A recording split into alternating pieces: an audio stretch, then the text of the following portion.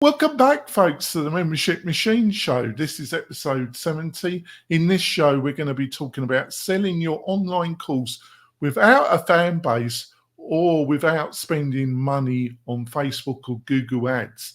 Is it possible to get your course off the ground and get your first students in without a fan base or without spending a ton of money on ads? I think it's possible with some provisos. We're going to have some straight talking here, which you don't find in a lot of online resources. I've got my special co-host, but he's a semi-regular, but not every week though. I've got Kurt with me. He's got a tremendous amount of experience in some aspects of this, and I'm sure he's going to have some great insights about it. So, Kurt, would you like to introduce yourself to the new listeners and viewers? Sure thing, Jonathan. My name's Kurt von Annen. I own an agency called Mañana No Más. I specialize membership and learning websites and helping people grow their communities. And I work directly with Jonathan at WP-Tonic and the great folks at Lifter LMS. That's great. And like I say, I think I've got some great insights, but it's going to be a little bit controversial, this show, because I also think there's a lot of misleading information out there that will not benefit you. My main proviso in this show is obviously to promote myself and the WP-Tonic business, but the main thing is to give you grounded information that's based on a ton of experience me and Kirk have. So you're going to really find this show really useful. But before we go into the meat and potatoes of this discussion, I've got a couple major sponsors of the show. We will be back in a few moments, folks. This podcast episode is brought to you by Lifter LMS, the leading learning management system solution for WordPress. If you or your client are creating any kind of online course, training-based membership website, or any type of e-learning project, Lifter LMS is the most secure, stable, well-supported solution on the market. Go to lifterlms.com and save 20% at checkout with coupon code podcast20. That's podcast20. Enjoy the rest of your show. We're coming back, folks. Just want to point out that we've got a great Facebook group, the Membership Machine Facebook group. If you're looking for any advice about these discussions or any ongoing advice about the right plugins or other online technology, you can join this group for free. Me and Kirk are regularly on there, and we've got a great group of WordPress and people trying to build a membership website. So go to the Membership Machine Facebook group and join us there. So the title of this show, Selling Online Course Without Having a Fan Base and Spending Money on Ads. So you haven't got a tremendous social media presence. So I think before I go off, I think I'm going to turn this over. No, I asked you to watch a couple of videos before we had this discussion. And what are your initial thoughts? Is it possible to get your course going, getting the wheel turning, if you haven't got a large fan base or you're not spending a lot of money on paid advertising, Kirk? What's your initial response to the title? My initial response to the title is that it's not only possible, but it's imperative. And I say this, people think I'm going to be such a jerk on the show, Jonathan, because I'm kind of blunt about a lot of things. But there's a way. You're Mr. Charming compared to me. I do try to be diplomatic, but this particular topic is difficult because you and I have clientele that come to us with, I've got a great idea. And I read online that there's $1 trillion industry in the online training world, and I'm going to be a millionaire. And it's like, that's not how the internet works. That's not whatever these gurus told you on YouTube. That's not real.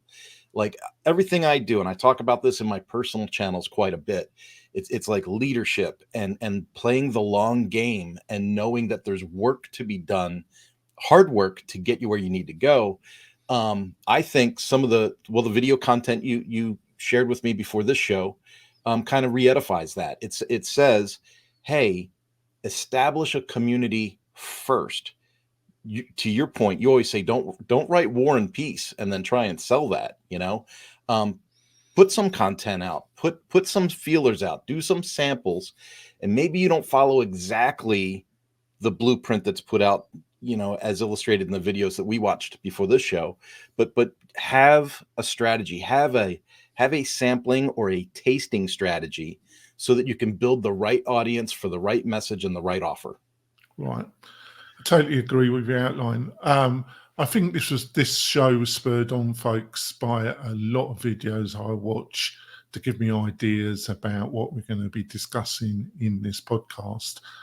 And I've been infuriated by the misleading information out there, which is damaging to the whole concept of building a thriving and ongoing membership educational business, which is still totally possible. But you've got to be realistic, folks. It is going to take time and work. There are no easy shortcuts. I'm probably cutting my throat by saying this because there does seem to be a lot of people out there that want the message that this is going to be easy. It's not going to be easy, folks, but it's totally doable. You just got to be realistic, folks. But we're here. This show is here to help you on the journey. So let's start off with what I call the unique selling proposition, USP.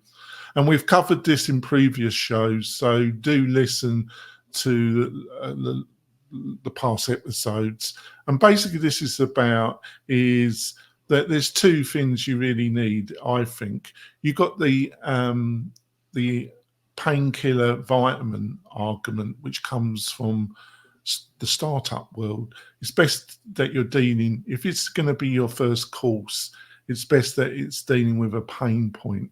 And the second thing is there should be some degree of urgency on why the person is needing a pain to be resolved. If there's no urgency, we're all looking for excuses not to buy something. We do. But we buy things because we think they're going to solve a problem or they're aspirational.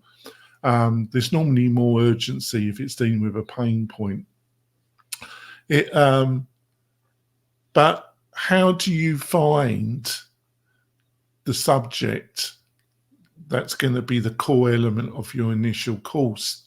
Well, this is the good news, is that the research that you do to find out what is going to be the core center of your spoke, the core thing that your initial course is going to solve, the research that you're going to do will enable you to build relationships with people that can be your first list of people that you approach to be part of your initial course.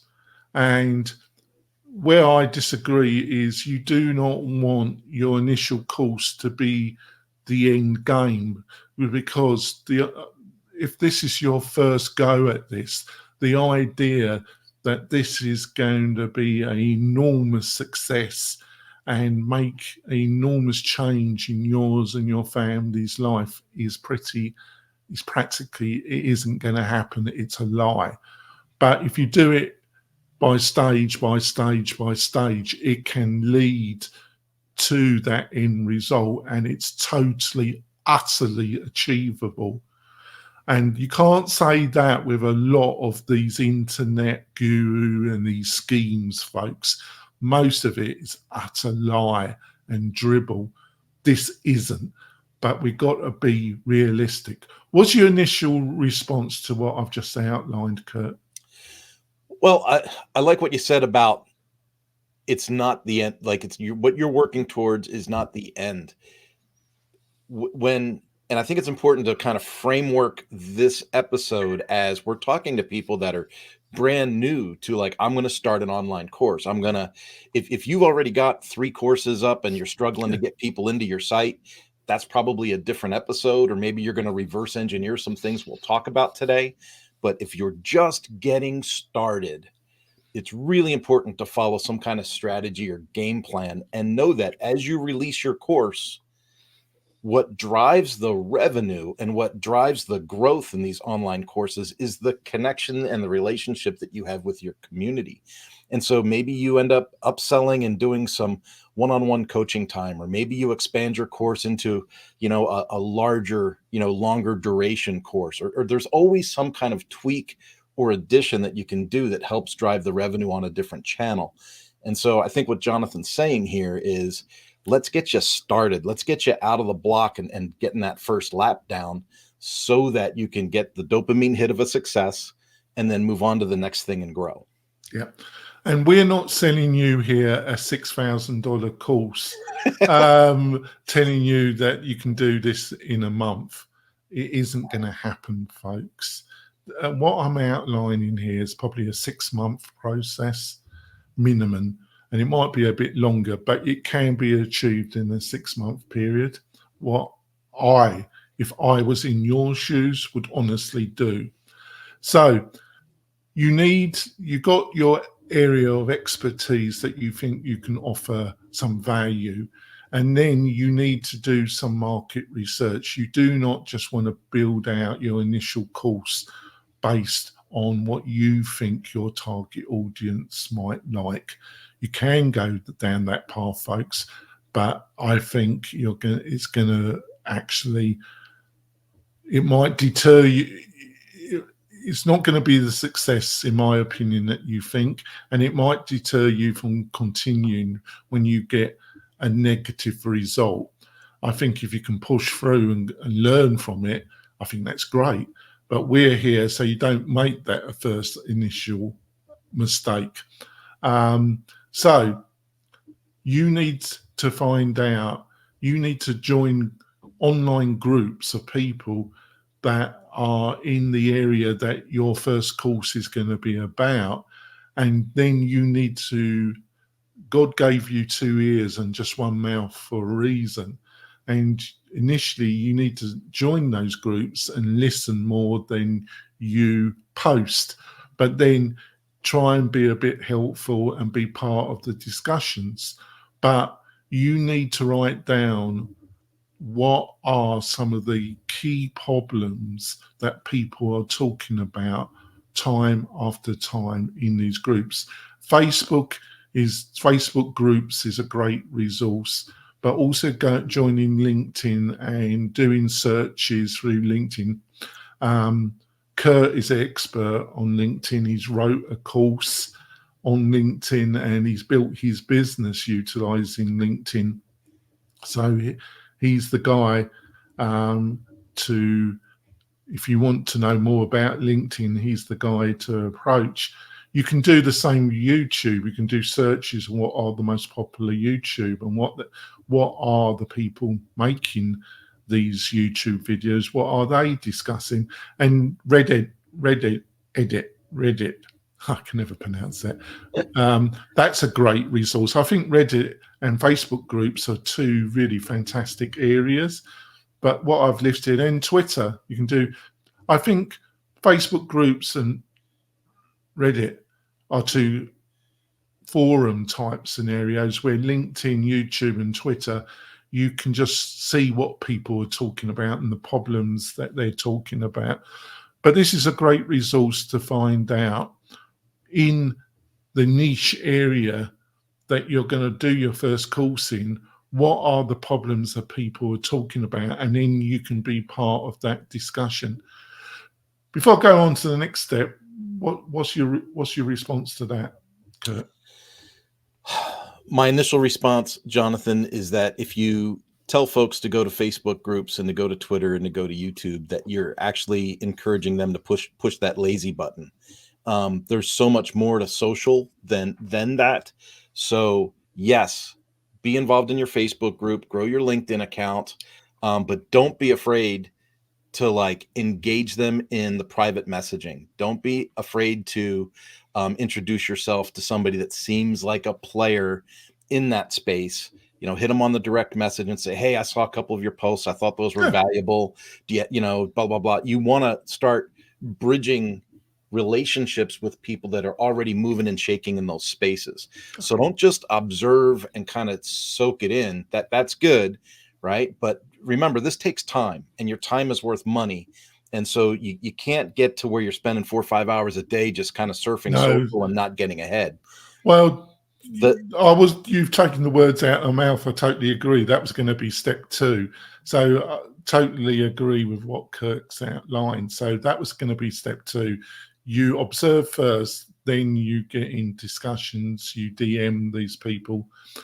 And I want to be super clear about another thing, Jonathan. Mm-hmm. You got to be active.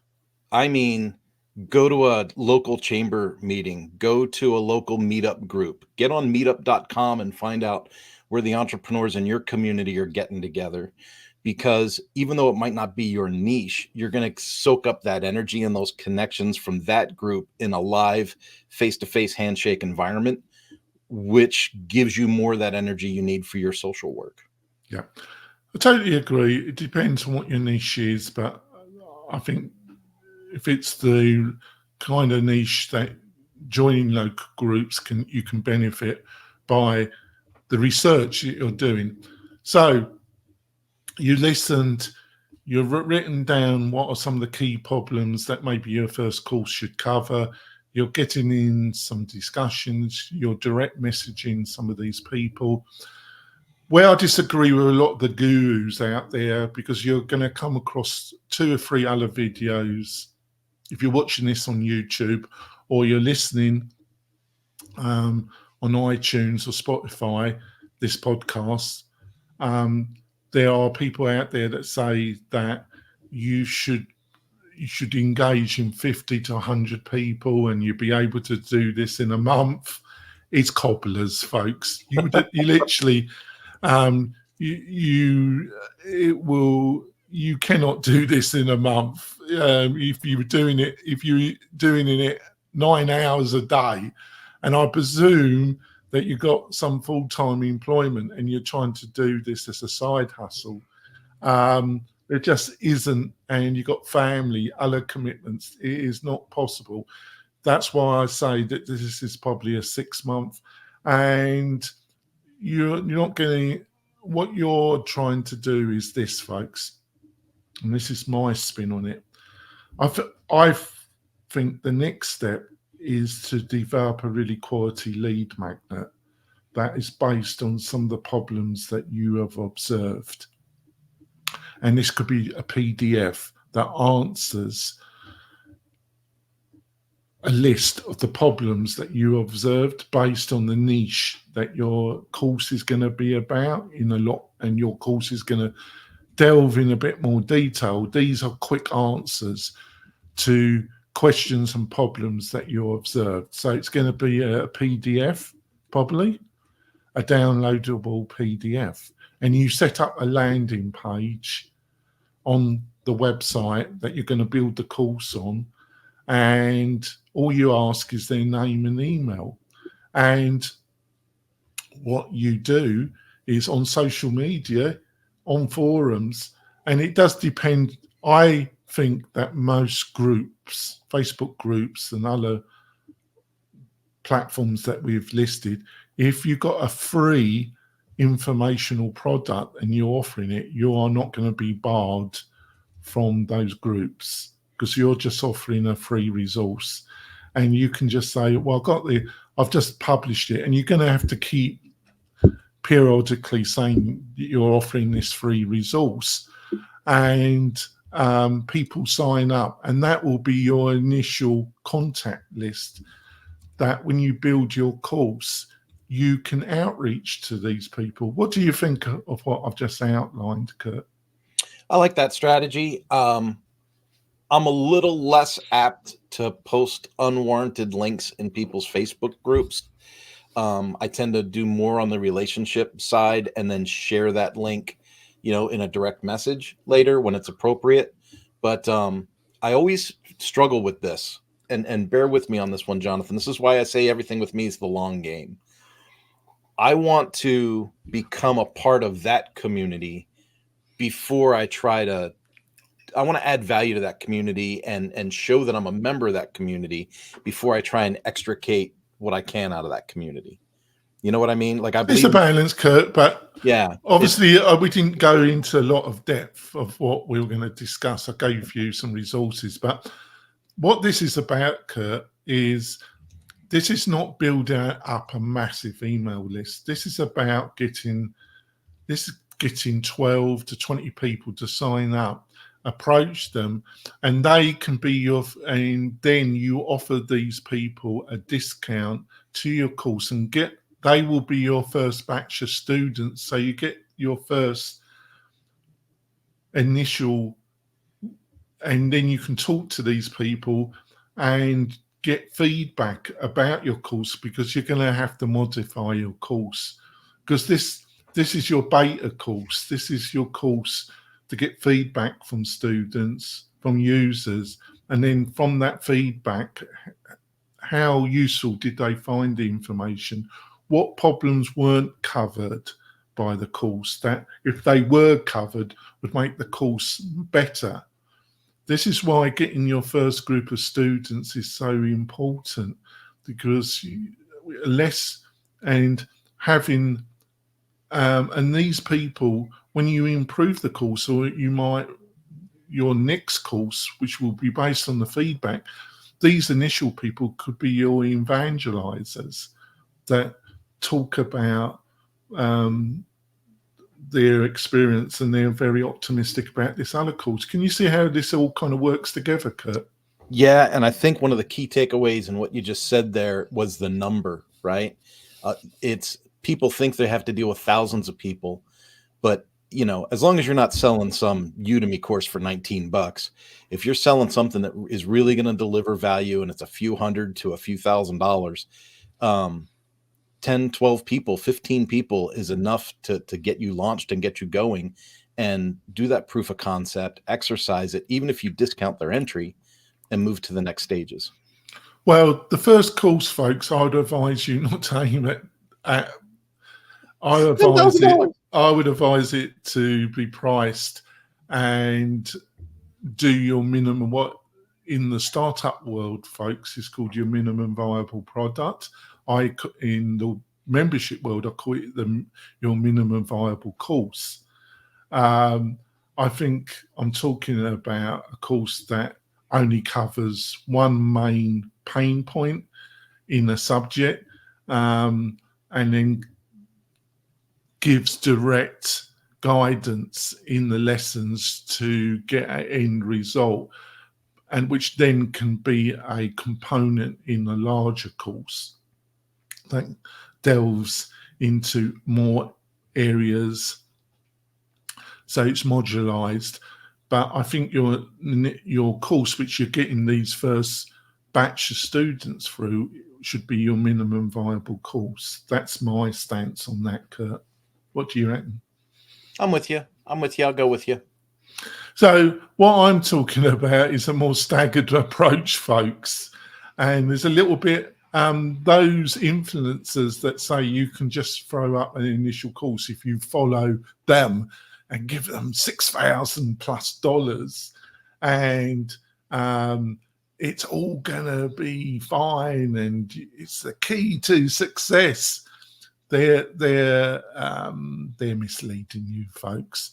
If you want a pathway that will lead to success, it's staggered, and there's a certain pathway that can't guarantee you success, but reduces the chances of failure. And that's what I'm attempting to outline in this show, basically. So let's go to step 3, optimize your authority. And I think, because your experience on LinkedIn, how would you apply this to LinkedIn? How do you optimize your authority? Because I think we can apply these principles to other social media platforms. So how would you do this on LinkedIn, Kurt? The question is, how do I demonstrate my authority on LinkedIn? Optimize my authority.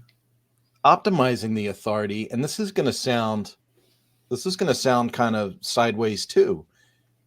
I don't just post on LinkedIn like, look how great I am, look how great I am, look how great I am. That really turns folks off. What I do is I jump into other people's posts and I add solutions or input or resources for other people to gain value. And if you do that on a frequent enough basis with consistency, it actually begins to change the tide. That's how you know your authority is working, because then people will start to put posts in and actually tag you in the post and say, hey, I'm looking for information on X, Y, and Z. Kurt, do you have any ideas? And that's when that happens, I'm like, it's working. My authority in this niche, my authority in this vertical is beginning to take hold. And the more that you can interact, especially with people that have a decent following in that space, the more authority you're going to drive. And then, of course, you have your own posts, which focus on your niche or what your goals are. But again, I'm real careful I don't want to jump on and just be the banging my own horn all the time. I want to be able to have other people bang that for me. Yeah, I totally agree with you, but I think there's two areas to it. There's the area that Kurt's just outlined, which I totally agree, but there's also, you really got to set up your LinkedIn, your YouTube channel, profile page. Set it up. Everything's got to be set up. And really, this is the other reason why you want a lead magnet, and have a link in your profiles that goes to the lead magnet. Because these people are the people that you're going to pre-sell to. And everything should be to drive people to a quality that offers some real value. Otherwise, they're not going to sign up for the lead magnet. And don't ask on the landing page, just ask for their first name and email. Don't ask for any more information, because they're not going to give it, basically, folks. But people, if it's targeted at the right audience and in the landing page, the research you've done on the social media platforms to find out what are the key problems, the patterns that you observe, which is also going to inform you on your minimum viable course, are going to things that are going to enable you to have the right copy on your landing page that gets them to sign up, to download it and give. Can you see how all this is linked, folks? It's a kind of jigsaw puzzle. And it's not jet science, folks, but it's getting the bits together. And like I say, people are charging $6,000 plus for the information we're sharing for free in this podcast. All right. So in all your setting up your LinkedIn homepage, your YouTube, there should be a link to, and it should be clear what you are the expert on, and you need some decent photos of yourself, and it should be totally clear what you are the expert in, and you should have the link to the landing page, because you're trying to build up your pre-sale list, and that's or your initial buyers list. So the two things are linked. I got this as 4 and 5, but they're really intertwined. I think it's a good place for us to go for our mid break. I think we've had a good discussion. I've waffled on, and we will be back in a few moments, folks. Tired of hosting providers that can't handle high traffic loads? Conversio is here to help. Our platform can handle any amount of traffic, all without slowing down or crashing. With immediate Slack support, performance optimization, and a team that thrives on resolving technical challenges, your e-commerce business is in safe hands. Learn more about Conversio at conversio.com. We're coming back, folks. Hopefully me and Kirk have given you some great info that gives you a kind of layout, outline of how you really truly approach getting a successful launch or your first minimum viable course, your minimum viable product, but I call it your minimum viable course, and how you can get the wheel moving without having an enormous fan base or spending a ton of money on ads, which until you go through this process will probably be a total waste of money anyway. But before we go into the meat and potatoes of the second half, I just want to point out we've got a great newsletter. You can get this newsletter that gives you advice on membership and also gives you some latest weekly tech news stories all mixed up into a nice consumable newsletter. To get this freebie, all you have to do is go over to wp-tonic.com/newsletter, wp-tonic.com/newsletter. And I write it myself, folks. I do it every week for you. So sign up and I think you'll really love it. So, as I covered, I think you can see how my mind's going now, because I like I say, Kurt watched some of the videos that kind of influenced me about this show, but I think you can now see how my devious mind is working, can't you, Kurt? Yeah. For me, my biggest thing when I jump online and I scroll through and I'm doing my thing is all these people jump on and they want to give everybody the easy button. They think everybody wants this easy button, and then they convince people there is an easy button when there isn't. Like, it's all a long game. You've got to do the work. You've got to put in the effort. If you want a sustainable business that makes a difference to your life as a good second income, or the possibility of replacing your job, or you want a good second income that provides benefits for you and your family, it's a medium long game, isn't it? Yeah. And I like that, you pointed out, plan on 6 months. When I saw that video that you referred me to, and she was like, you can get 50 Zoom interviews with complete strangers done in a month, I was like, it would take me, and I'm Jonathan. In your experience, you've been, yeah. And I'm not a shy person. In no shape or form is that ever going to happen, is it? Unless it just ain't going to happen, is it? Unless you're paying people, unless you're saying, I'll give you $50 to jump on a call with me. But then you're not getting the organic material that you're really looking for. So if you want real relational organic material that you're going to get from a future audience, and you're starting now from scratch, you cannot get into this process, get in 30, 45 days and then beat yourself up because you're not done yet. It's, I think 3 to 6 months is where you're looking at to do this real, ideal customer analysis kind of thing.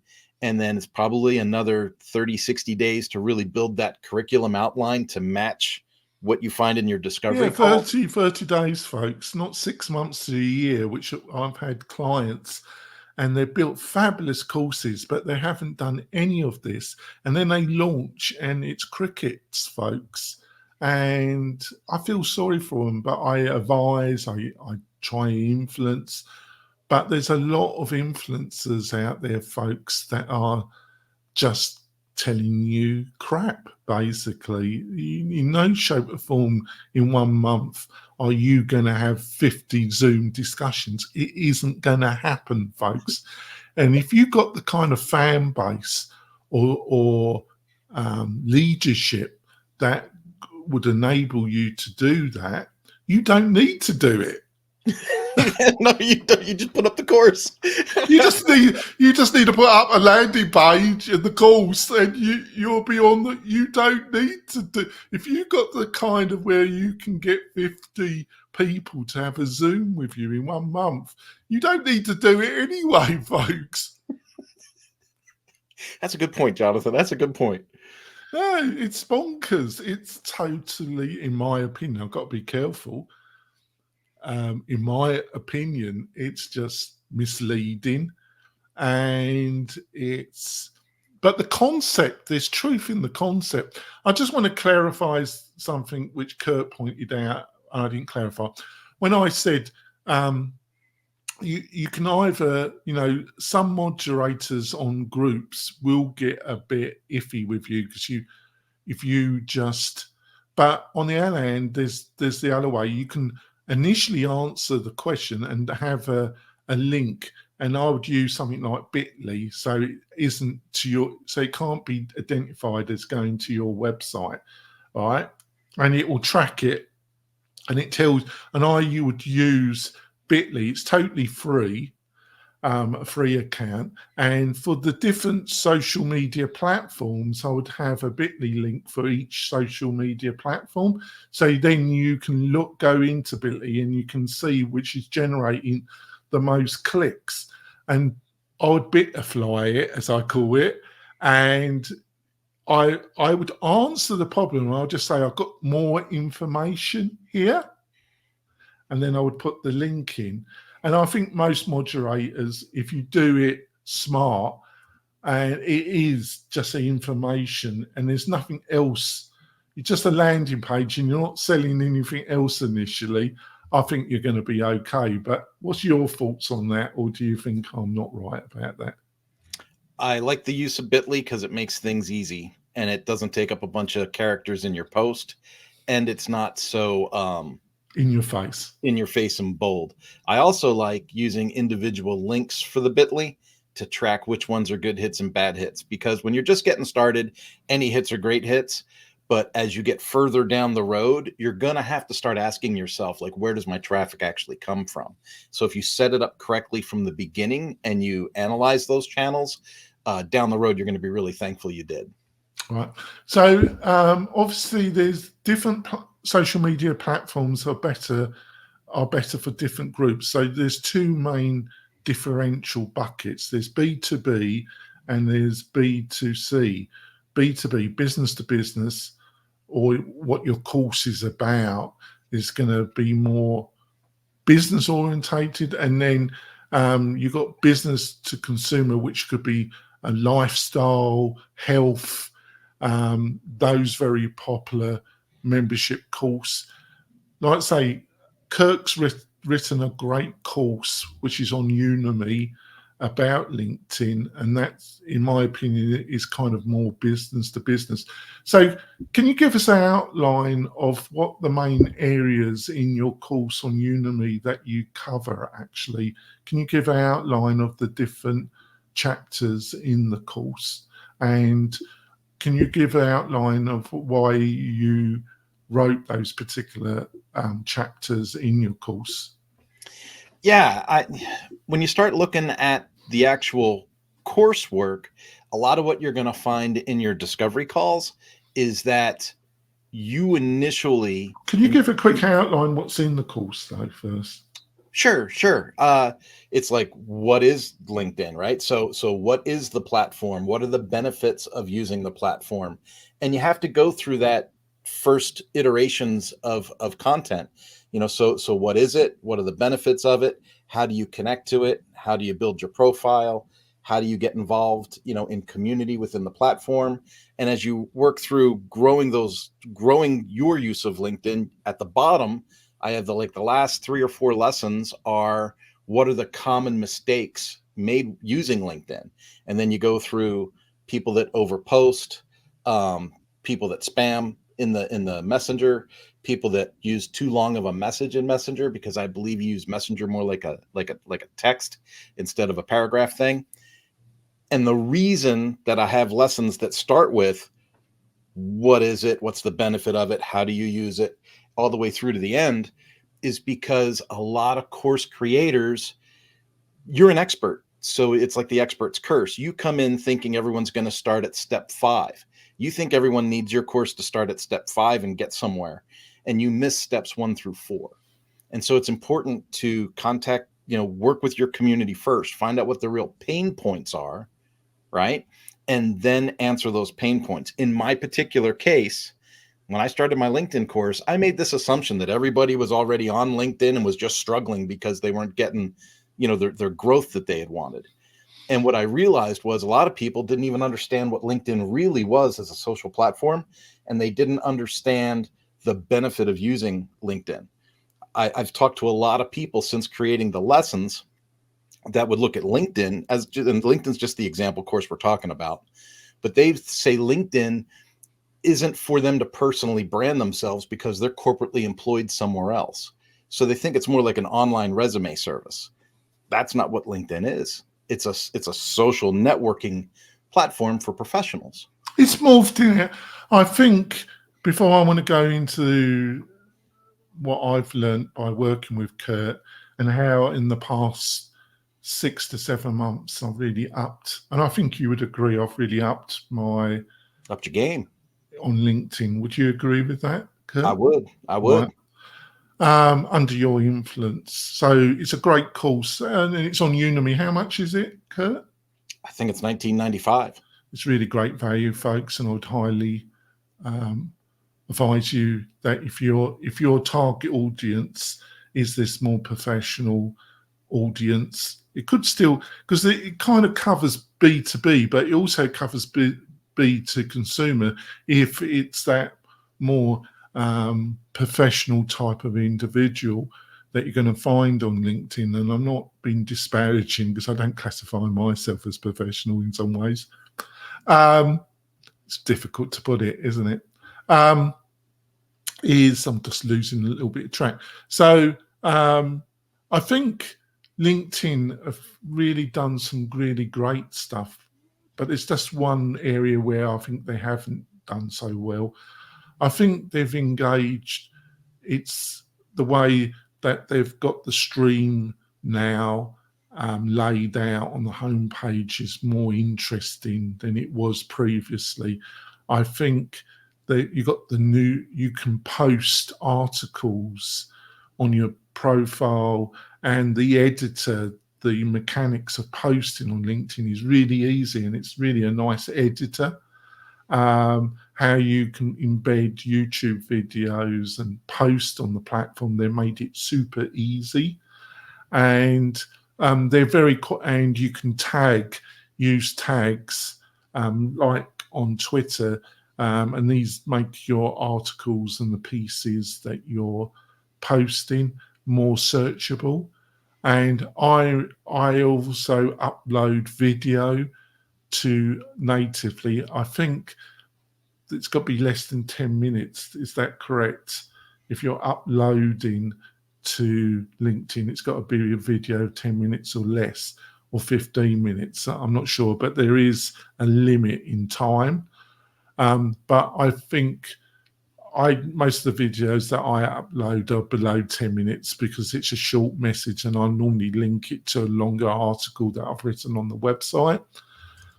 And also they've introduced the newsletter element that I've been doing to a more targeted audience than my general newsletter that you can get by going to the WP-Tonic w-tonic/newsletter.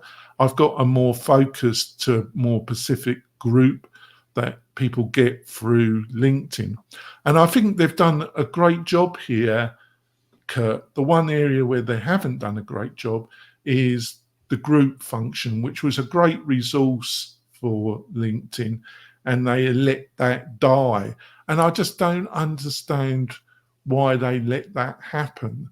You've got any insights yourself? Because I think it could be sustenance could be put into it, and it could be a great resource because Facebook are doing. It's one of the few things about Facebook. If you're not paying, that's a great resource that's still on Facebook. So, why do you think? Why was there a decline in the usefulness? I think it was the way groups were promoted, and LinkedIn decided to push. They weren't going to promote them or show the content that much, were they? Since I don't work internally with them, I don't know what the drive was. But you are definitely right that, because I get very little traffic and I get very little leads coming in from my groups, but I get a lot from my personal profile. I don't understand why they went that way, do you? And I think that LinkedIn just really doubled down on that whole personal branding idea, and that it wasn't to be split up into like different company factions. That's just my Yeah, gut. that could be it, couldn't it? And then just to kind of clear for the listeners, and remember, I didn't think we were doing a review on LinkedIn and Facebook today. I just throw this at him, but you're the one that's written a course on it, But- so I thought we better, and it's linked to what we're discussing, isn't it? if you upload video from your computer, you can upload 15 minutes. Yes, If you upload video from your mobile device, it's only 10 minutes. Oh, So they have a difference based on how you upload. But remember, LinkedIn has a feature where you can broadcast live, and then they encourage you to make content that's longer than 15 minutes. and that's what we're doing here, folks. We push it because we push it. If it's live, it can be as long as the live broadcast. The other fact, it's very similar to Facebook and other. If you natively upload, they're going to show the video to a lot more people. If you just put a YouTube link, it will show, but they're not going to show it to anything like the amount of people if you natively upload. I am correct about that, aren't I, Kurt?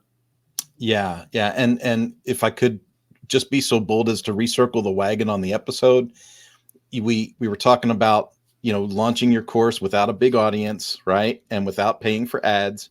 And then we have totally discussed social media and how to use social media to build your audience. But Jonathan, the next thing was pre-selling. Are you a fan of pre-selling? Well, I think that's what you're doing with the lead magnet to build up your initial, and then that's really down to your minimum viable course, which I cannot emphasize that I'm a real believer. If you get anything from this show, folks, do not build war and peace. Do not spend months on your first course. You need to get your first batch of students.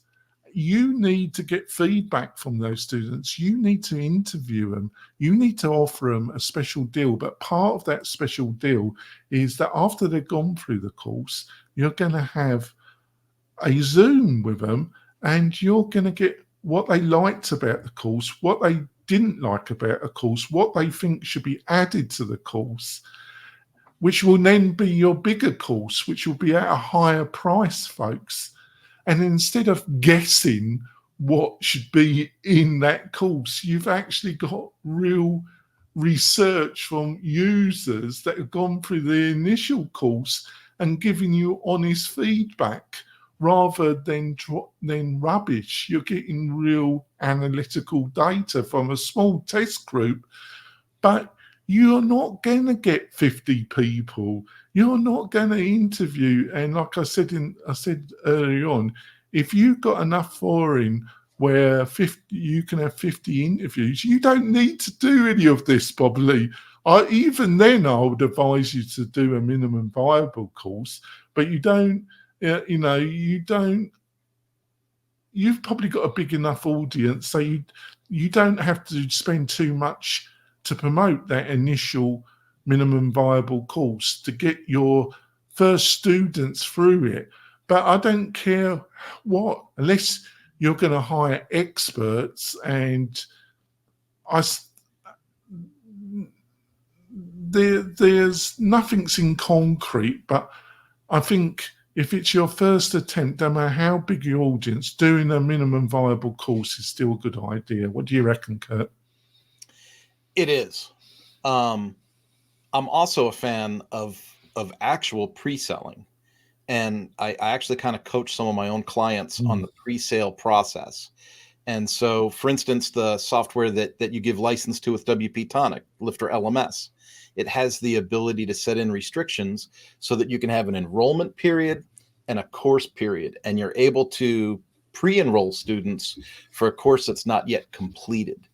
And I think if you are dripping your content and you can throw out a couple of lessons and get people's feedback, it gives you that feedback you need to complete those lessons in the drip schedule.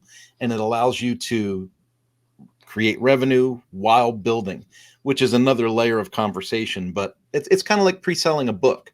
Like you could be authoring a book, put out a sample paragraph, and then say, hey, you could pre-buy this book for $15, and then once it's actually published, you're going to sell it for $29. It's that same mentality. Give people the reason to come alongside of you and be vested in your project, and they'll become your ambassador in the process. I think it's great. I think we're going to wrap up the show. So what's the best way for people to find out more about you and what you're up to, Kurt? Well, I think we've already talked about LinkedIn today. So I'm the only Kurt Von Ahnen on LinkedIn. When you find me, you know you got me. Hit that connection button. It's going to recommend that you follow, but go to more, hit connect, and let's have an actual connection. And then chances are we'll talk face-to-face on a Zoom call and see how we can help each other. Yeah. And if you're looking for a great checklist, a great lead magnet, a PDF that goes through the key steps for building your initial course, your minimum viable course, we've got a great free resource. You just go to the WP-Tonic.com. It's right on the homepage, and you can just download it. And it's a really 2-page checklist that goes through everything that you need to think about to do your first minimum viable course. And you can also book a free chat with me. It will be me that you'll talk to. I don't know if that's a good thing or a bad thing. Hopefully I'm friendly, folks. And you can book that on the homepage, right on the homepage, a free chat with me. And I'm more than happy to answer any questions. And also you got the Facebook group. So we offer a lot of free resources for you if you're looking to build your first membership website on WordPress. And I think you should really look at WordPress. We will be back next week with I think I've got a guest next week, a special guest. So it should be a great discussion. We'll see you soon, folks. Bye.